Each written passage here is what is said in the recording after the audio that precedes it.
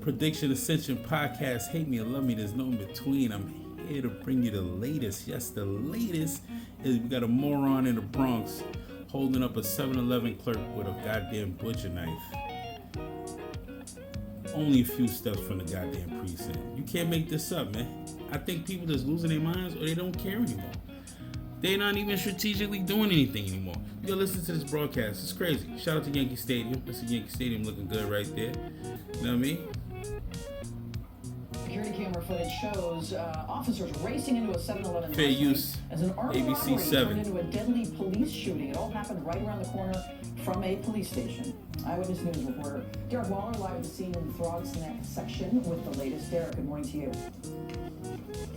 Michelle, good morning. We are standing here at East Tremont Avenue and Berkeley Avenue, and Barclay, I should say. And you mentioned that police were able to get here so quickly, and this is why. Take a look over here. You see that green light?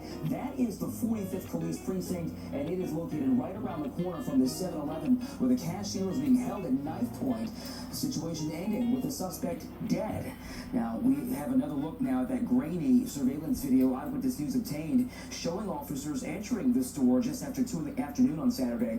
Police shot and killed a 22-year-old man they say entered the store and was threatening a female employee with a knife, refusing to leave. All this happening just steps from the precinct. Police say the suspect ignored the cops' repeated commands to drop the knife and take his hands out of his sweatshirt.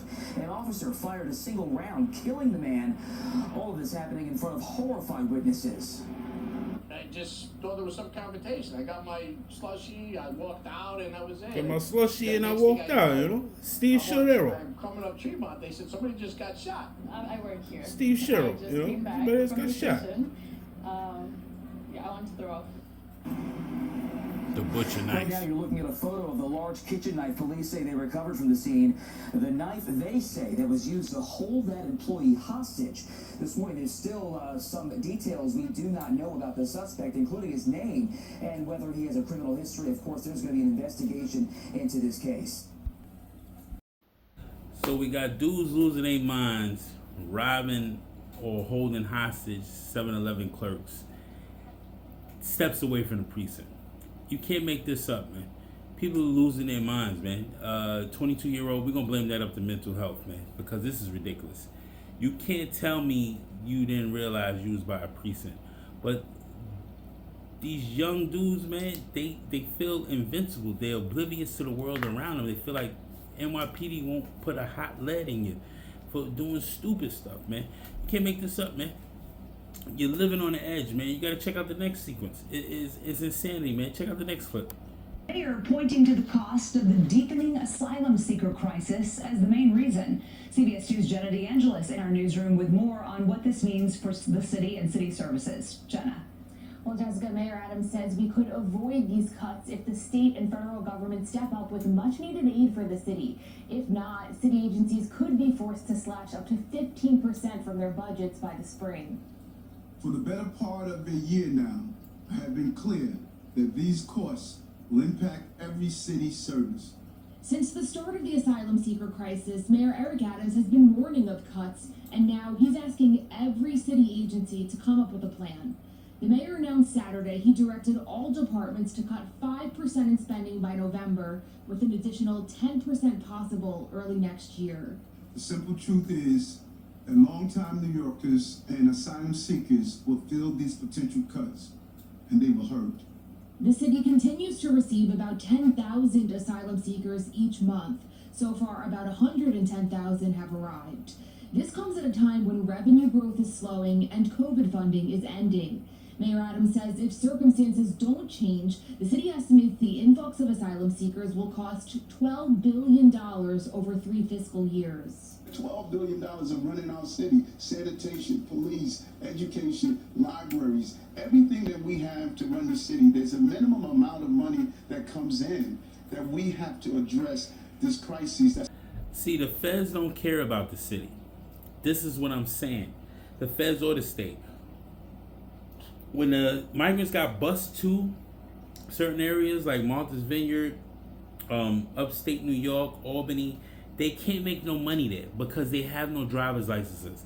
Those are small knit towns in Newburgh and Poughkeepsie. They need ways to get around, and everyone's not ordering goddamn Uber Eats like the 10 million people that's in this fucking goddamn 5 borough in this dense city.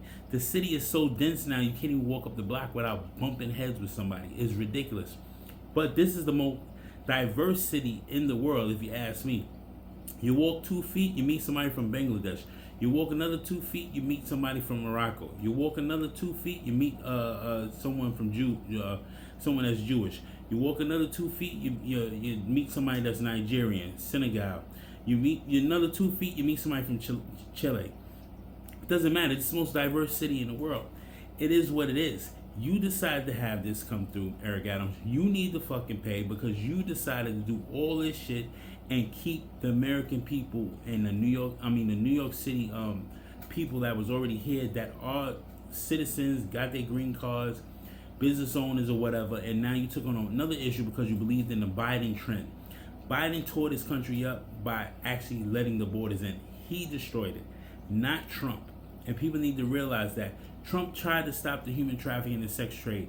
Half these women that's coming through for the asylum seekers, they disappeared because they're on a sex trade already. They're not even in this country or in the state or the city anymore. They're moving all over for the sex trade.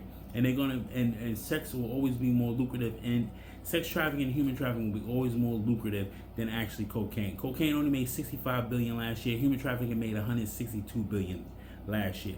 So we're gonna see how much it makes this year in 2023 and the years to come. It is what it is, man. The city's under siege. Just keep your head on a swivel. Prediction Ascension Podcast. Hate me or love me, man. There's no in between. Like, comment, share, subscribe. Hit me up on predictionascension@gmail.com. Follow me on prediction_ascension_TM on Instagram. Follow me on Prediction Ascension. Paper Leader Boy on X. No longer Twitter's X. You already know, man. Follow me. Hit the like button.